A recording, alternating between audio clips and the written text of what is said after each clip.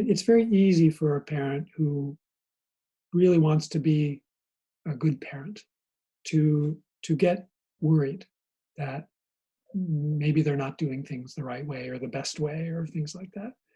Especially if someone has an anxious insecurity. If a parent has that from their own childhood, then that parent will tend to worry more about whether he or she's good enough and doing, what's needed to help their child grow in the best possible way. And the term good enough is very important. And this came from a very well-known and well-loved developmental psychologist, Donald Winnicott. And he talked about how perfect parenting is not what's needed. There's no such thing as perfect parenting. No parent can be 100% of some ideal in their parenting. He said that what's needed is just good enough. That if a parent, he didn't divide it into percentages, but one way I like to think about it is, if a parent can be attuned maybe 70% of the time, that's good enough. And that's going to lead to probably healthy, secure attachment in the child.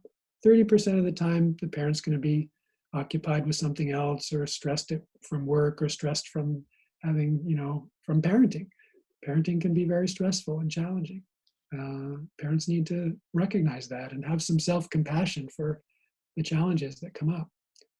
So actually, perfect parenting is just good enough parenting. You try to follow these conditions that promote secure attachment maybe 70% of the time.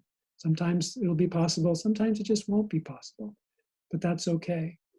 And one of the reasons that's okay is that even though some parents think that it's best if the child never is upset or always has everything that he or she wants, that's actually not the case, because if that happens, the child won't learn how to handle frustration in life.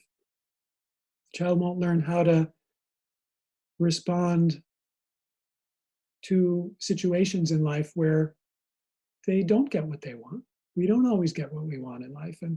And if we're used to getting everything we want as children, as adolescents or adults, and we don't get what we want, then that's going to be a very difficult, painful, confusing, upsetting experience. So if a child during childhood sometimes is frustrated, that builds frustration tolerance, which is very important to have as a quality in adulthood. The ability to be disappointed in something and not have it be overwhelming or not have it lead to, just a terrible inner experience. In psychological terms, we call this optimal frustration. We want to find a sweet spot between too much frustration and too little frustration. So I think I found that parents can take comfort in this. They don't have to get it right all the time. It's actually good to not get it right sometimes. And you don't have to try to not get it right, because sometimes it just won't happen because we're human, and that's okay.